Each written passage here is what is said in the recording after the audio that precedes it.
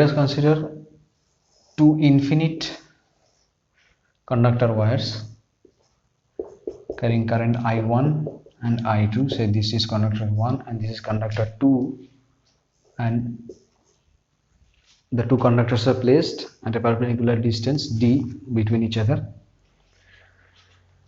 Now here there will be a magnetic field B1 because of the conductor 1, and this field will be perpendicular inwards from the plane of the board, and here the field will be B2 because of the conductor 2 carrying current I2, and here the field will be outwards from the plane of the board. So at the conductor 2 the field B1 will be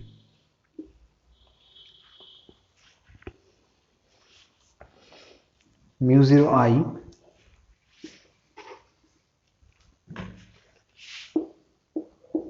(1 by 2 pi d). So the force on the conductor 2 because of the conductor 1 will be I2 dl cross B1. Now here see the field B1 and dl2, this will be dl2, have directions perpendicular to each other. So we will replace the cross product simply by dl2 b2. So here we have mu 0 I1 I2 by 2 pi d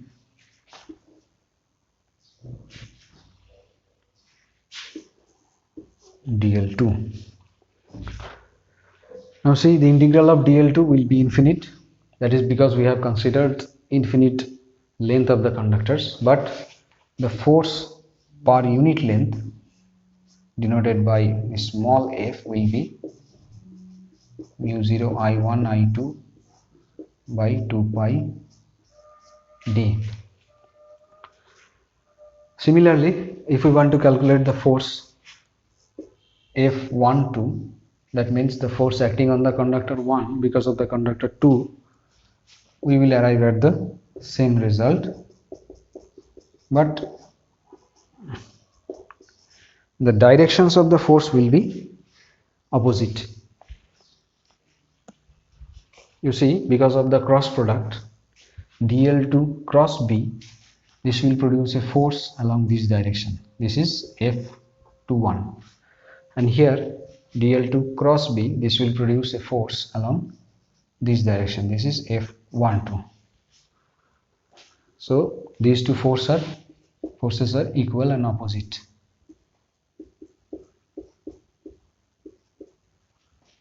So this is consistent with Newton's third law.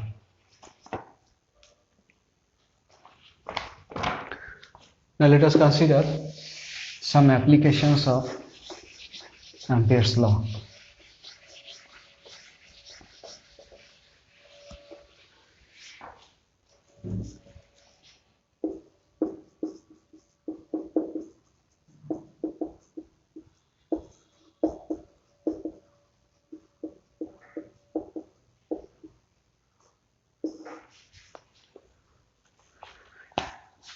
Let us calculate the field due to a long straight current conductor. Consider a cylindrical conductor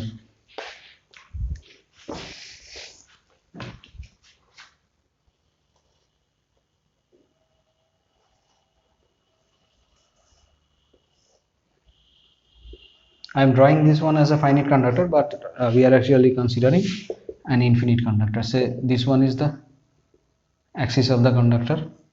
The conductor has a radius a, and we want to calculate the field both outside and inside the conductor. Now first, let us examine what are the values of the radial and axial components of the magnetic field because of this current I. First, let us examine the radial component.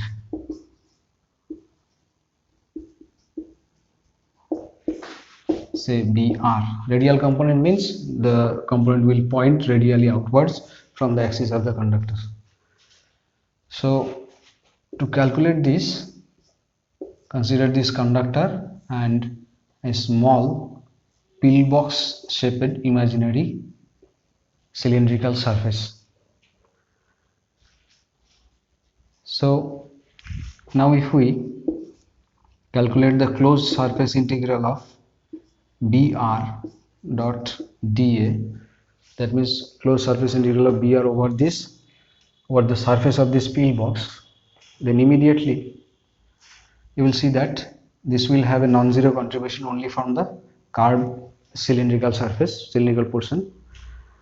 But since BR will be tangential to the upper and the lower surface, so contribution to this integral from the upper and the lower surface will be 0, and we will only have BR multiplied by 2 pi r, say r is the radius, and L, say L is the length of this pillbox cylinder.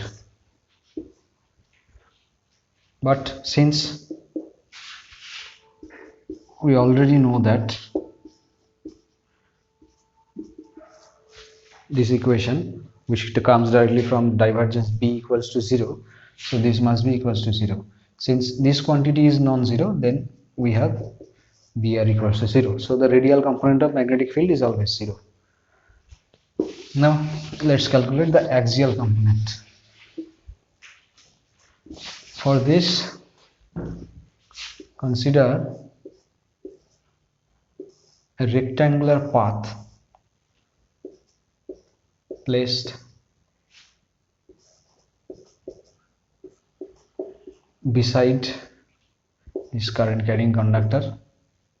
Say this one is of length Z, and if there is a non-zero axial component of magnetic field, say BZ, then we want to calculate the line integral of this component over this rectangular path.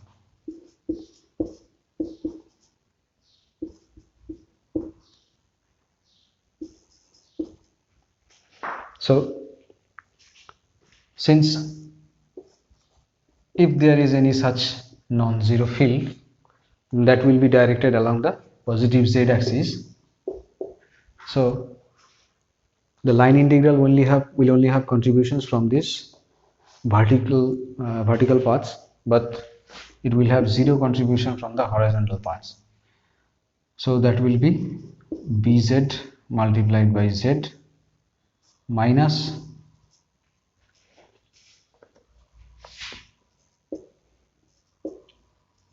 BZ multiplied by Z. So that will be 0. Now this BZ will be at R2 and this BZ will be at R1. So from here we will get BZ R2 is equals to BZ R1, and that will be equals to a constant quantity.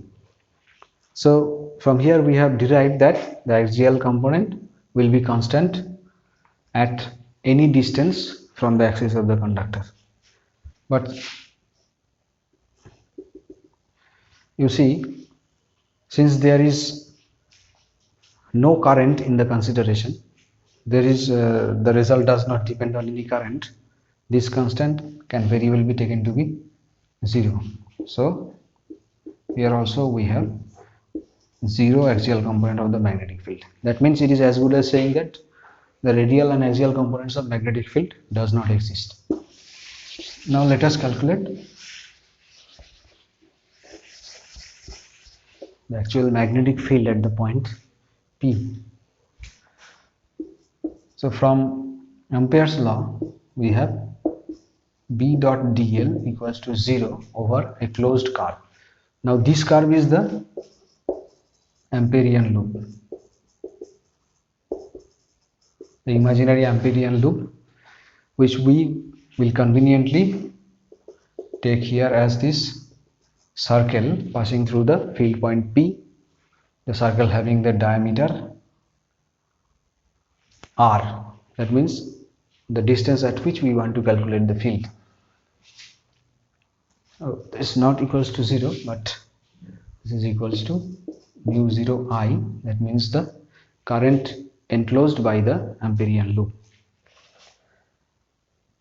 So by symmetry, this is a symmetrical problem. So by symmetry, we see that B will be constant at each point of this Amperian loop. So we can take B outside the integral, and as the direction of dl and B at the point P or any other point on the Amperian loop are same, so we can simply write B dot dl as B dl, and here we will have just integral of dl equals to mu 0 I. So integral of dl over this circular path will be simply 2 pi r, and we have B equals to mu 0 I by 2 pi r. So this is the field outside the conductor.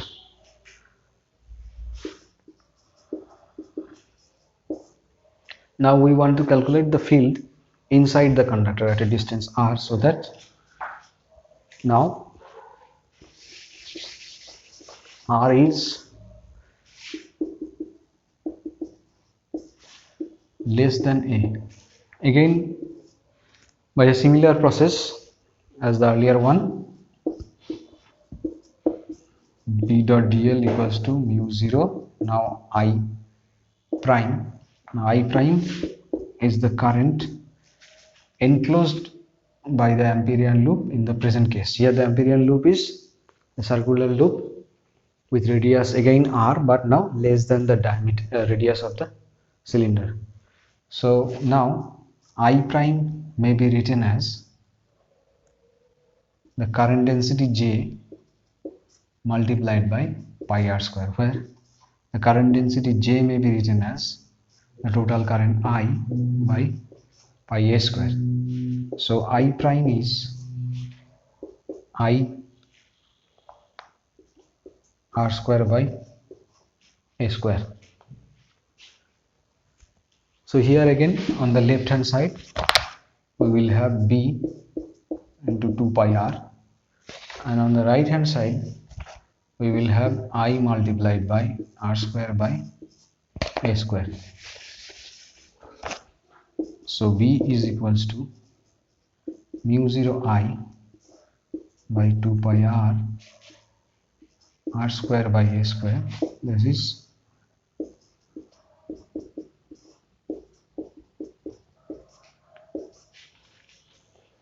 now you see here the field is directly proportional to r, and the previous case this is inside, and the previous case the outside field we obtained 2 pi r, that is proportional to 1 by r.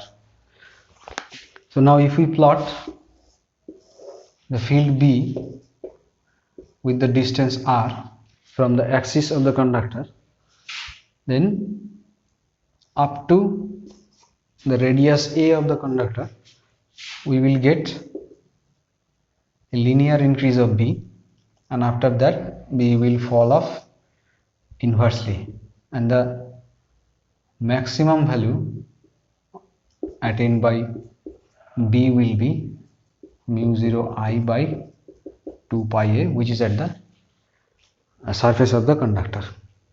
So this is the plot.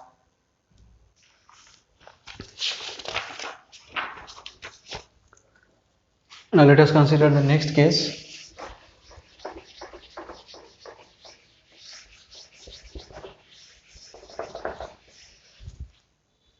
we want to calculate the field along the axis of a toroid.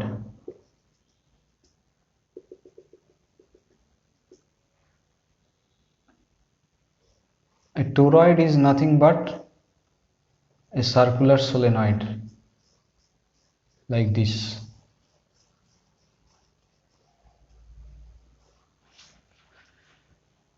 Say current I is flowing through the solenoidal coil. This dotted line indicates, say, the Amperian loop C1, which is a circular loop. Say there are total n number of turns in the solenoid and the current flowing is I. Then as before, again by Ampere's law, we have B dot dl equals to mu 0. Here we have n times I because there are n turns in the coil, and the Amperian loop encloses n times the current I.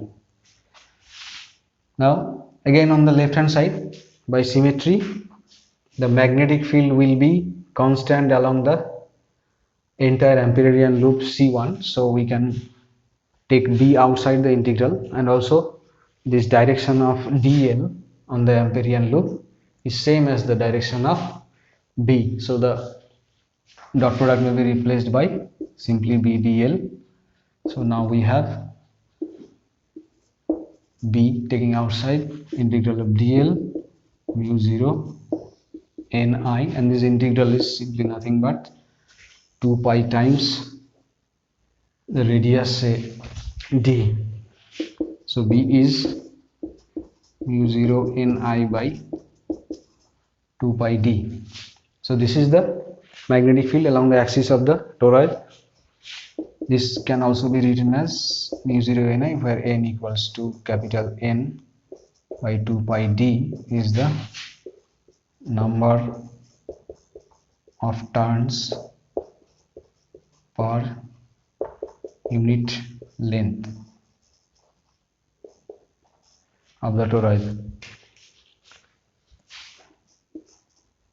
So the final result is B equals to mu 0 ni, and the direction of the field B will be along the Amperian loop. So for an infinite solenoid, a solenoid of infinite length, the result will be same as a toroid. There also we will get the magnetic field as B equals to mu 0, this will be small n, mu 0 ni. Now remember,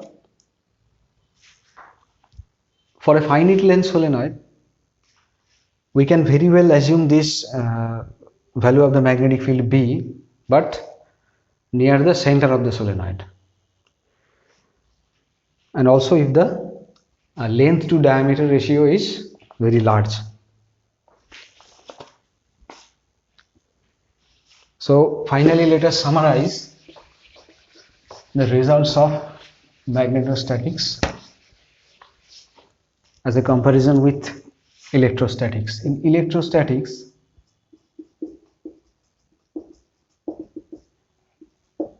we obtained divergence E equals to rho by epsilon 0 and curl of E equals to 0. In magnetostatics,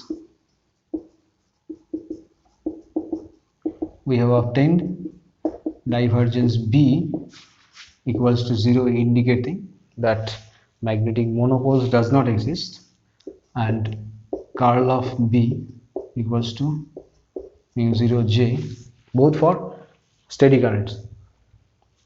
So these two formula are equivalent to Coulomb's law, and these two formula can be used to find the electric field at any field point due to a charge distribution. And similarly here, these two equations will provide the same result as the Biot-Savart law and are self-sufficient to calculate the magnetic field B at the field point because of a steady current at the source.